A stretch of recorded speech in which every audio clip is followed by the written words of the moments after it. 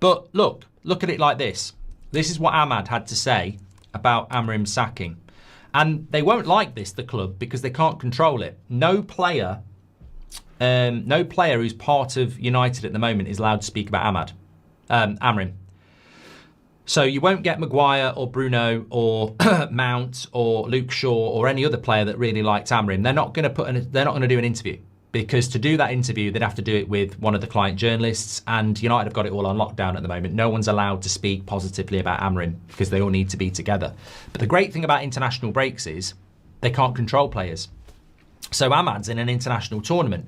This is what he had to say on the sacking of Amorim. He said, "It was a tough topic. I was a bit sad because he's the coach who gave me more visibility and more opportunities to play for Manchester United. I was very sad. I even sent him a message to thank him for everything he did for me, both in my life and especially in my career.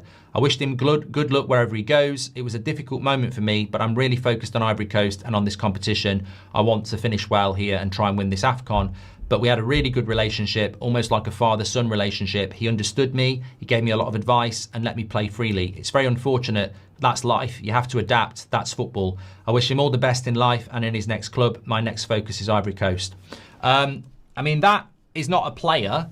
And considering Amad's one of our best players, that is not a player that is happy that Amorim's gone.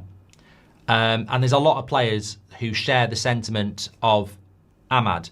But of course, United put it out there on Tuesday that everyone was really excited and everyone was really happy, but they weren't. Bruno's not happy.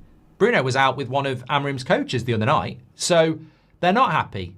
Some players are happy, and we can all name them, and that's fine. They've got a reason to be. A lot of players are sort of like, what's going on? And that's why it's a great point to say that this sacking is not really like any other sacking. In many ways, it's worse, because with Mourinho, the players are down tools. With Oli, the players are down tools. With Ten Hag, they'd mainly down tools. Not as bad, but they had. With Amorim, it's nothing to do with the players. The players literally hadn't down tools. The players were like happy. It's a fallout with the board. So it's a very different type of sacking. And you know what? It's interesting, isn't it? Because you've got all these people out there who are obsessed with Mainoo and the treatment of Mainoo. And then you've got Amad, who's a young player, saying we had like a father-son relationship. He did so much for my career. So there's that contradiction, isn't there? I mean, I really do think Mainoo should have been used more. And it did frustrate me why Amorim wouldn't use him.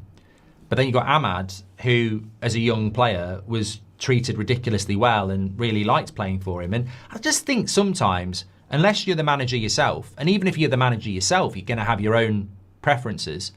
Sometimes managers just don't take to certain players, but really treat other players well. And, you know, I don't really understand the Mainoo thing. I think Mainoo's really important to us. But I thought it was a nice thing from Amad.